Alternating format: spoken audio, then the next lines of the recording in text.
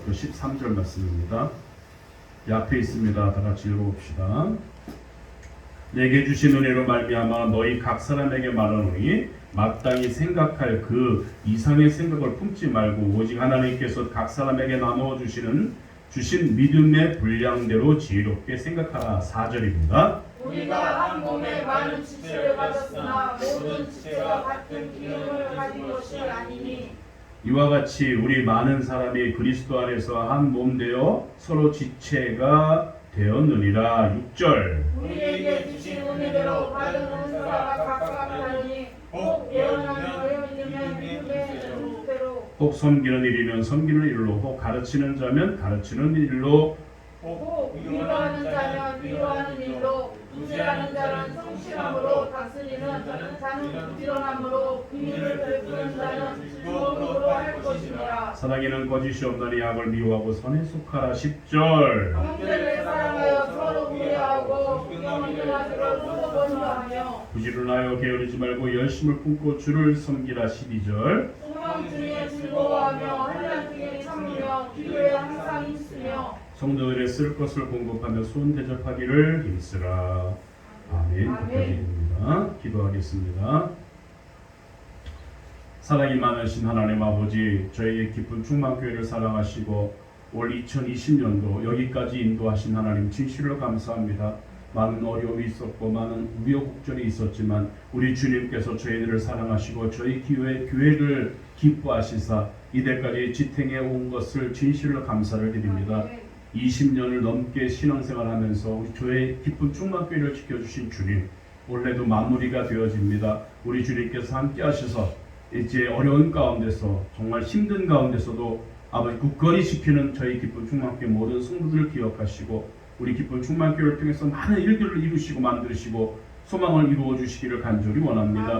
우리는 또한 아버지 하나님 조이풀 상담센터를 건립하였습니다. 우리 주님께서 함께 하시사 이 상담센터를 통해서 성도들 또한 아버지 하나님을 만나고 기쁨을 얻을 수 있는 그런 귀한 기회가 될 수 있도록 인도해 주옵시고 많은 영혼들에게도 또 영혼을 살리는 그런 상담센터가 되어지고 2021년에는 보다 발전적이고 보다 풍성한 그런 저희 기쁜 충만교회가 되어지게 도와주시기를 간절히 원합니다. 위기는 기회라고 했습니다. 위기를 맞은 우리 한국교회가 이번 기회를 통해서 더 한 번 발걸음을 돋우면서 나아가는 풍성한 그런 한국교회가 되어지게 기쁜 충만교회가 되어지게 축복하여 주옵소서. 이 시간도 주님께서 함께 하시고 지켜주시며 돌보시며 깨닫는 은혜가 있게 하여 주옵소서. 예수님의 이름으로 기도드리옵나이다. 아멘. 감사합니다. 오늘 말씀의 제목을 한번 보면 성도의 봉사생활이라는 제목으로 말씀을 나누는 시간을 갖겠습니다. 우리 성도들은 어떤 봉사생활을 해야 될 것인가? 인생에서 저를 보세요. 가장 원초적인 질문을 한다면 우리는 어떻게 해야 구원을 얻습니까? 라는 질문일 수 있습니다. 오늘 로마서 1장부터 11장 말씀은 이 질문에 대해서 명확한 답을 줍니다. 오직 예수 그리스도의 십자가를 믿음으로 말미암아 구원을 얻는다 라고 말씀하셨고 예수 믿는 것 외에는 다른 구원의 길이 없다 라고 우리가 1장부터 11장까지 내용을 보면 알 수 있었습니다. 그리고 구원받은 백성이 다음으로 물어야 할 질문은 구체적인 삶의 질문인 것입니다. 구원받은 하나님의 백성들은 도대체 이 땅에서 어떻게 살아야 될 것인가? 이비도 구원은 어떻게 이루어졌고 그 다음에 구원받은 사람은 어떤 삶을 살아야 될 것인가를 질문합니다. 이런 실천의 문제, 이것이 오늘 우리가 물어야 할 두 번째 질문입니다. 이 질문에 대한 해답이 오늘 로마서 12장부터는 또한 기록되어 있습니다. 그래서 오늘 12장부터는 우리가 해야 될 것은 예수 믿는 사람들, 이미 구원받은 우리들은 어떤 모습으로 살아야 할 것인가, 실천적인 면에 12장부터 말씀을 통해서 들어갑니다. 이제 우리는 우리의 삶에서 구체적으로 부딪히는 세 가지 문제들에 대해서 성경이 어떤 답을 내놓았는지 한번 생각해 보려고 합니다. 첫 번째 질문은 삶의 예배, 즉 봉사를 해야 하는데 어디서부터 시작해야 할까 하는 문제. 다시 말하면 우선순위의 문제. 어떤 것부터 먼저 해야 될 것인가를 가르쳐주고 있습니다. 두 번째로는 이 봉사를 가능하게 하기 위해서 힘이 필요한데 필요한 힘을 어디서 찾을 것인가. 즉 힘의 근원에 대해서 오늘 문제를 다루고 있습니다. 이 힘의 근원에 관한 문제를 살피면서 성령의 은사에 대한 문제를 다루는 시간을 가지려고 합니다. 세 번째는 하나님께 받은 힘으로 일하는데 과연 어떤 태도와 어떠한 자세로 해야 되는지, 즉 태도와 자세, 에릭 츄라는 영어 단어입니다. 에릭 츄라는 그런 단어의 그런 말에 관한 것을 다루려고 합니다. 첫 번째 살필 문제는 이것입니다. 우리가 제일 먼저 봉사해야 할 장소는 어디인가? 어디죠? 한마디로 말하면 교회죠. 교회입니다. 모든 봉사는 교회로부터 시작됩니다. 로마서 12장 3절부터 13절에서 교회 봉사의 중요성을 말씀해 주고 계십니다. 14절 이하의 말씀은 무엇을 권면하냐면 성도가 이 땅에서 살아갈 때 사회생활에서 봉사하는 삶을 살아야 함을 말해주고 있는 내용이 14절부터 기록되어 있습니다. 성경의 순서가 보여주는 메시지는 강력합니다. 섬기는 삶의 출발점은 교회라는 것입니다. 그런데 왜 모든 봉사가 교회에서부터 시작되어야 합니까? 교회가 세상의 빛이고 교회가 세상의 소망이기 때문에 그런 줄 믿으시기 바랍니다. 아무리 사회운동, 사회 개량 캠페인 그런 것들을 벌인다 할지라도 절대로 세상은 변화될 수가 없습니다. 변화받을 수가 없습니다. 공중권세 잡은 이 마귀가 이 땅을 지배하고 있기 때문에 저들을 깰 수 있는 유일한 힘은 이 세상에 있지 않고 교회에 있는 줄 믿으시기 바랍니다. 그래서 많은 핍박들이 교회를 향해서 핍박이 다가오는 거예요. 마귀의 권세는 교회를 상대로 핍박을 합니다. 교회에서 마귀를 이길 수 있는 힘이 있기 때문에 그렇습니다. 교회의 영적 능력으로만 악한 자의 힘을 이길 수 있기 때문에 마귀는 교회를 상대로 핍박합니다. 그러므로 어떤 시대에나 세상의 희망은 오직 교회에 있는 줄 믿으시기 바랍니다. 여러분 역사를 보면 교회가 영적 힘을 발휘할 때 사회적으로도 혁신과 부흥이 일어났다는 것을 알 수 있어요. 반면에 교회가 빛의 사명을 다하지 못하고 부패하고 힘을 잃었을 때 사회 역시 부패하게 되고 방향을 잃고 말았습니다. 여러분 사회를 구원하기 위한 가장 강력한 힘은요, 강력한 교회가 되어야 될 줄 믿으시기 바랍니다. 하나님의 백성이 하나님의 전에 모여서 드리는 예배가 강력해져야 되고 기도가 뜨거워져야 되고 오늘 우리 심신들이 다 불붙게 되어질 때 비로소 사회 전체를 변화시킬 수 있는 소망이 생긴다는 것입니다. 여러 가지 얽히고 설킨 문제가 있을 때 제일 먼저 회개해야 되고 실마리를 풀어야 할 주제는 바로 이 교회라는 거예요. 우리부터 회개하고 하나님 앞에 뜨겁게 예배드리고 우리 안에서 기도의 영이 살아날 때 비로소 사회는 소망을 갖고 사회 전체가 변화를 받는 능력이 되는 줄 믿으시기 바랍니다. 또한 제일 먼저 교회에서 봉사할 때 해야 되는 이유는 우리가 그리스도의 몸된 교회의 제자, 지체이기 때문에 그렇습니다. 자기 몸을 자기가 사랑하는 것은 당연지사입니다. 예수님께서는 내 이웃을 사랑하라는 대목에 강조를 두고 있어요. 그런데 이 말씀을 보면 이웃을 사랑하기 위해서 내 몸부터 먼저 사랑해야 함을 가르쳐주고 있습니다. 군대의 기합 중에 서로 어깨동무를 하고요, 앞으로 넘어지게 하는 기합이 있습니다. 그러면 제일 먼저 머리가 닿는 사람이 제일 아프고 나중에 닿는 사람은 좀 덜 아픕니다. 그래서 이전 투구가 벌어지게 되어지죠. 서로 안 아프려고 자기는 다치지 않기 위해서 옆 사람의 머리를 먼저 밀어 넣는 경우도 있어요. 이런 걸 보면서 아무리 옆에 형이 있고 동생이 있어도 인간의 가장 사랑하는 것은 자기 몸일 수밖에 없다는 거예요. 자기 몸이 아프고 자신에게 위협이 닥치면 그게 심각한 문제가 되어지는 것입니다. 주님께서는 바로 그런 본능적 자기 애를 가지고 그 사랑과 열정을 가지고 내 이웃을 사랑하라 라고 말씀하셨습니다. 여기에 중요한 비밀이 있어요. 자기를 사랑하지 않는 사람은 절대로 다른 사람을 사랑할 수 없다는 거예요. 자기를 사랑하지 않는 사람이 다른 사람을 사랑할 수 없습니다. 왜 깡패가 무서워합니까? 깡패를 여러분 왜 무서워하죠? 깡패를 왜 무서워합니까? 깡패가 힘이 세서 무섭습니까? 그게 아닙니다. 깡패가 무서운 이유는 한 가지입니다. 너 죽고 나 죽자. 응? 너 죽고 나 죽자 하니까 무서운 거예요. 깡패 중에 제일 무서운 깡패는 흉기로 자기를 찌른답니다. 자기를 먼저 찌른다는 거예요. 흉기로. 응? 팔 같은 곳 흉기를 찢고 피를 철철 흘립니다. 이게 무슨 뜻이냐면 나는 포기한 인생이야. 나올 사람은 있으면 다 나와봐라. 나는 이미 죽을 각오가 돼 있는 사람이야. 라고 하니까 무서운 거예요. 이러니까 그 깡패들이 무서운 거예요. 자기 자신도 사랑하지 않는데 다른 사람을 사랑하겠습니까? 나 이미 죽을 거야. 너도 죽자 그거예요. 그러니까 무서운 거예요. 그때부터 공포의 대상이 됩니다. 다른 사람을 사랑할 수 있기 위해서는 제일 먼저 나 자신부터 사랑해야 될 줄 믿으시기 바랍니다. 여기에 비밀이 숨겨져 있어요. 우리 그리스도의 몸된 교회를 사랑하기 위해 이전에는 사람을 사랑할 수 없습니다. 교회를 사랑하지 않으면서 다른 사람을 사랑한다는 건 이해가 없죠. 이해가 안 되죠. 왜 그렇습니까? 교회는 곧 우리의 몸이기 때문입니다. 먼저 우리는 그리스도의 몸된 지체로서 교회부터 사랑하고 난 다음에 더 그 뜨거운 열정과 감동을 가지고 세상에 나가서 세상 사람을 품어야 될 줄 믿으시기 바랍니다. 교회는 두 가지 구조를 가지고 있습니다. 모이는 구조와 흩어지는 구조입니다. 그래서 coming structure, going structure라고 할 수 있어요. 이게 무슨 말이냐? 요즘 영어를 내가 쓰니까 그러는가. 우선적으로 우리는 계속해서 모여야 합니다. 모여서 무엇을 해야 합니까? 힘을 길러야 한다는 거예요. 하나님께서 부어주시는 힘을 받는 것입니다. 성령께서 부어주시는 능력으로 무장해야 되는 거예요. 충만함을 받고 은혜가 넘치는 가운데 모여야 있는 것이 아니라 나아가야 되는 거죠. 파송하고 세상을 향해서 나아가야 되는 거예요. 이렇게 세상 가운데 빛을 비추는 자태, 이것이 바로 진정한 교회가 되는 줄 믿으시기 바랍니다. 모여야 되고 또 나가야 된다.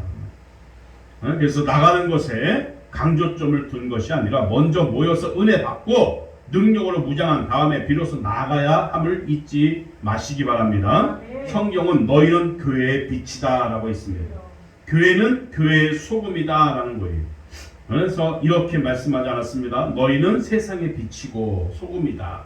그러나 세상의 빛과 소금이 되기 위해서는 먼저 교회 안에서 제대로 무장을 해야 된다는 거예요. 그래서 빛과 소금이 되어야 된다는 것입니다. 그래서 성경은 너희는 교회의 빛이다, 교회의 소금이다가 아니라 너희는 세상의 빛이고 소금이다라고 했습니다. 그러므로 빛이 되고 소금이 되어야 됩니다. 이렇게 무장한 다음에 세상을 향해 나가야 되는 거죠.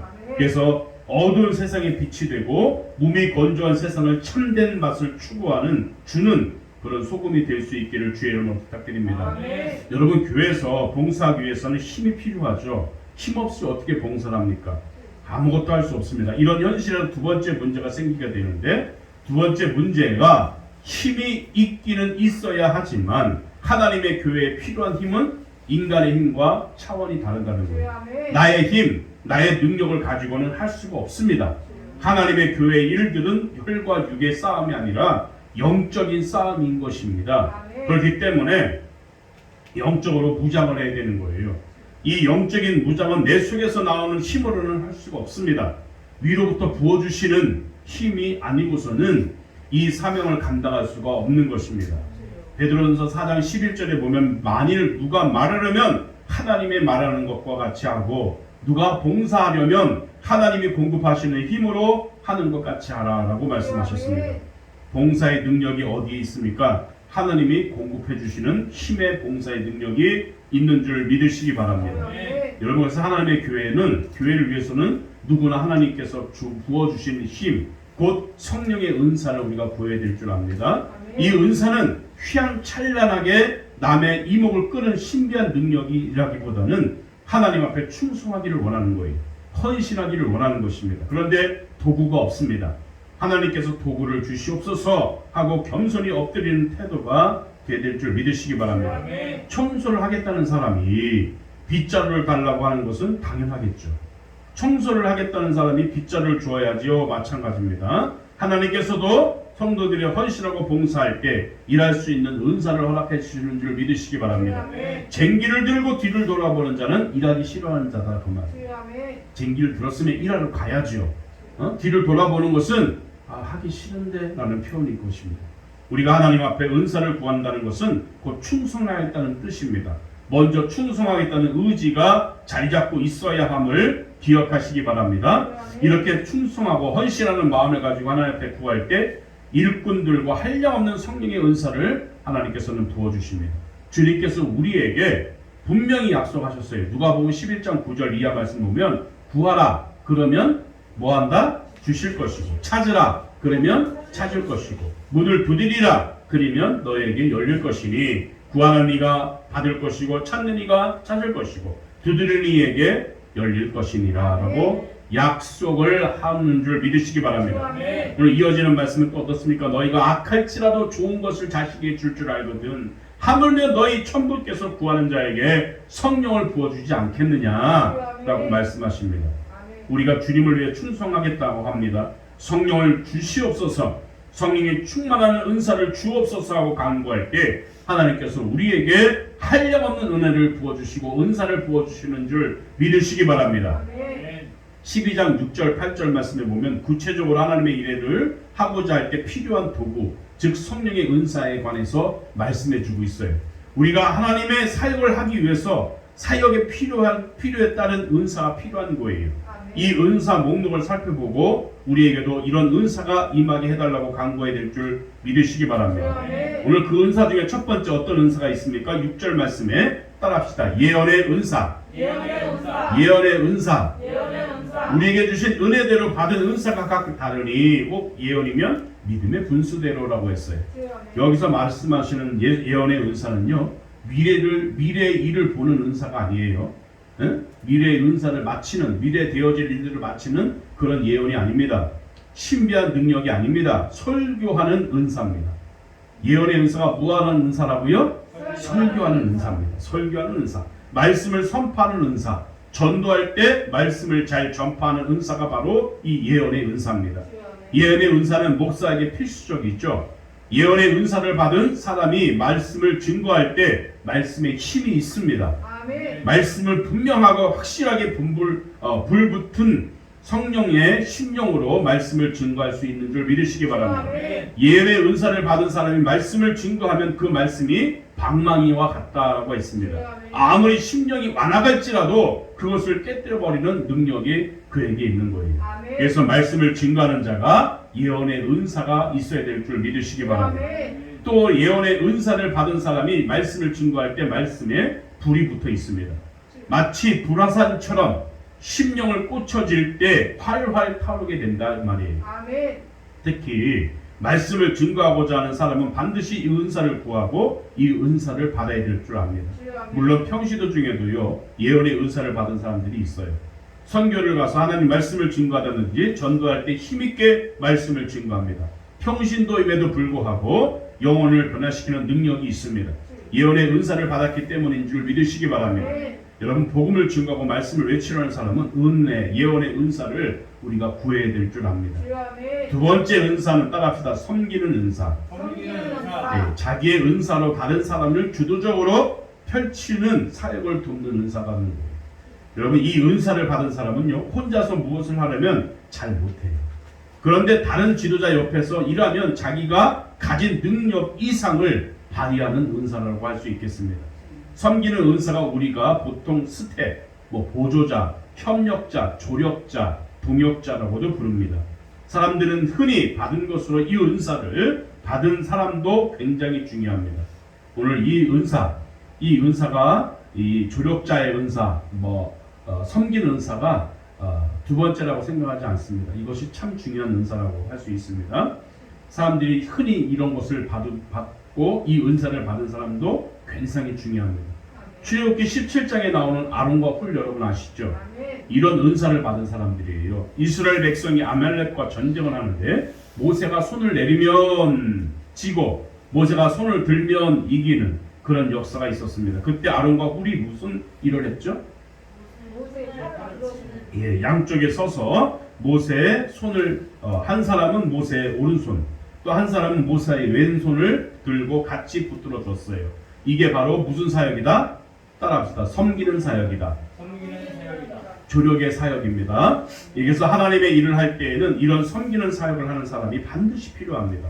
목사 혼자 못해요. 섬기는 은사자가 있어야 됩니다. 19세기 미국의 보호사 D.L. 무디라는 사람이 있었습니다. 정말 유명한 분이세요.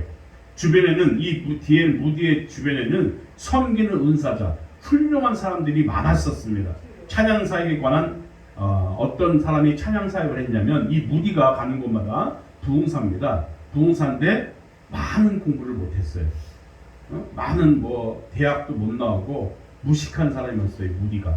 그런데 찬양 사역자 생키라는 사람이 무디를 도와줬습니다.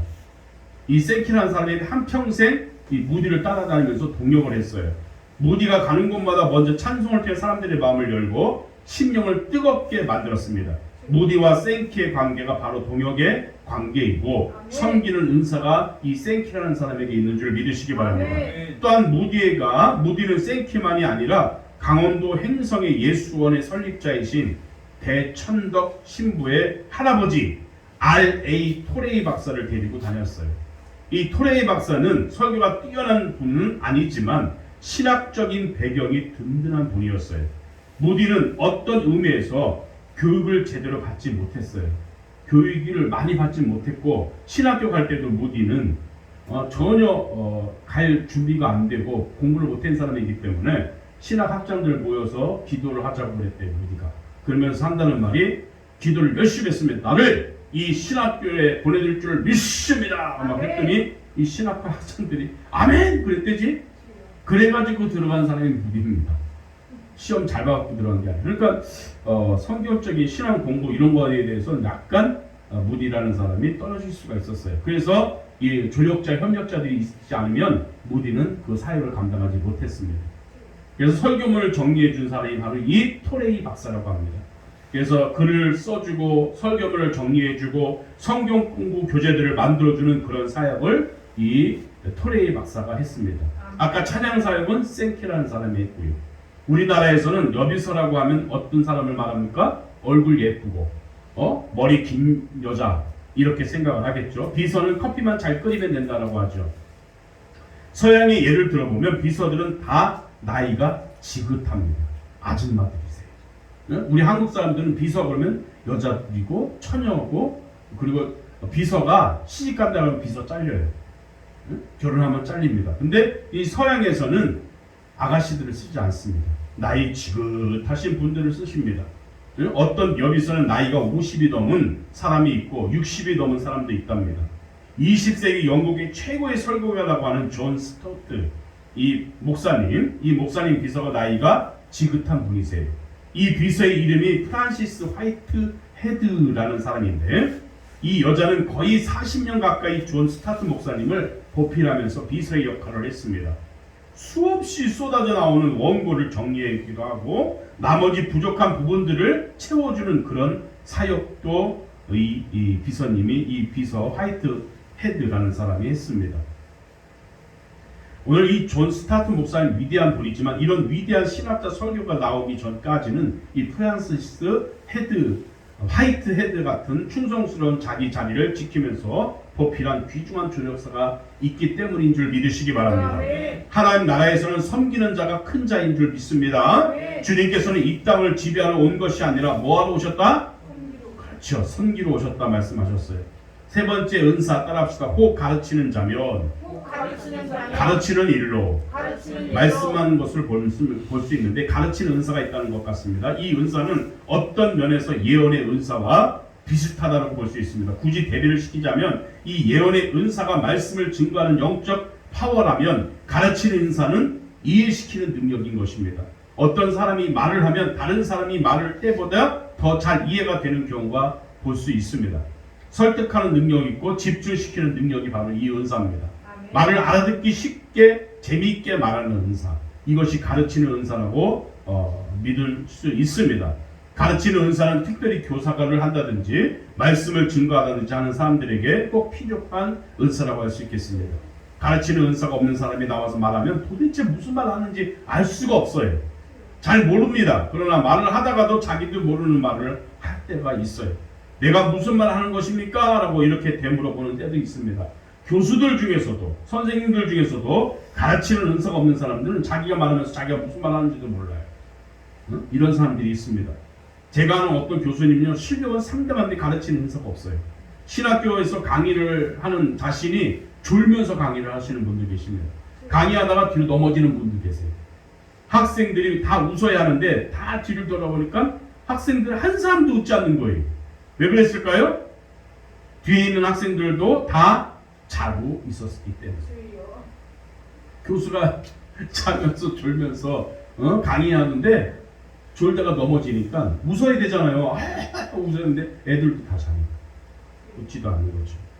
오늘 이분들은 가르치는 은사가 없다는 거죠. 아무리 교수지만 교수는 애들을 가르치는 강의하시는 분들인데도 가르치는 은사가 없으면 못하는 거예요. 가르치는 은사가 있어야 됩니다. 그래서 주일학교 교사를 한다든지 말씀 증거하는 사역을 하시는 부르심 받은 사람들은 가르치는 은사를 달라고 구해야 될 줄 믿습니다. 네 번째 따라합시다. 권위하는 은사. 권위한다는 말은 다른 말로 하자면 위로, 격려한다는 뜻입니다. 낙심한 사람이 권위 있는 은사를 가진 사람을 만나면 힘을 얻게 됩니다. 죽겠다, 힘들어 못 살겠다는 사람이 이 한 시간만 이 사람하고 대화하면, 기도하면 힘이 생겨지고, 왜 그렇습니까? 그 사람에게는 이 권면하는 은사가 있기 때문에 그렇습니다. 특별히 권면하는 은사는 모든 성도들이 구해야 할 은사인 줄 믿으시기 바랍니다. 근데 어떤 사람은 어떤 은사가 있어요? 싸움하는 은사, 남을 삐지게 하고 남을 화나게 하는 은사도 있죠. 그건 은사라고 할 수도 없죠. 반대죠. 권면하는 은사 반대입니다. 아주 부딪히는 은사, 자꾸 부딪히는 사람, 트러블 메이커라고 할 수 있어요. 그런데 어떤 성도는 이 권면하는 은사가 아니라 낭망시키는 은사를 가진 분이 계세요. 그런 분과 함께 신방을 가면 뭐 그렇게 중병도 아니었는데 뭐가 힘들어 죽는다고 그래 하는 사람 있죠. 힘들게 만들죠. 그리고 어떤 사람 아프다고 아이고 큰일 났네. 우리 집안 어떤 사람 중에 똑같은 병원에 죽었대 이런 사람도 있잖아요. 그 사람 말 들으면 죽어야 되잖아. 이런 사람들이 있어요. 실망되고 다니다 보면 그 환자의 얼굴이 얼마나 사색이 되든지 영 기분이 상해지는 분들도 계시잖아요. 위로가 돼야 되는데 오히려 죽이는 사람이 있어요. 그 영혼을 죽이는 사람. 별거 아닌데도 그거 별거 아니야. 그 병 걸려서 죽은 사람도 많대. 이렇게 말하는 사람도 있잖아요. 별거 아닌데. 감기 걸렸는데도 야 그거 감기 걸려서 죽은 사람이 있대. 이러면 여러분 뭐라고 생각합니까? 그 사람 실망하면 안 돼요. 똑같은 병으로 죽은 사람이 있더라 하는 소리를 할 필요가 없는 거예요. 우리는 날마다 내 말 한마디를 통해서 상대방에게 힘을 얻을 것인가, 상대방을 낙심하게 할 것인가 생각을 잘해야 될 줄 믿으시기 바랍니다. 분별에 있어야 될 줄 믿습니다. 구제하는 자는 그 다음 다섯 번째, 구제하는 자는 어떻게 하라? 구제하는 은사입니다. 구제는 돈이 많다고 하는 것이 아닙니다. 여러분 구제는 은사입니다. 돈이 많고 적음을 떠나서 하나님께서 주실 때만 줄 수 있습니다.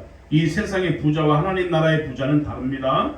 세상의 부자는 돈 많은 사람이 부자입니다. 그러나 세상의 부자와 하늘나라의 부자는 반드시 일치하지 않는다는 거예요.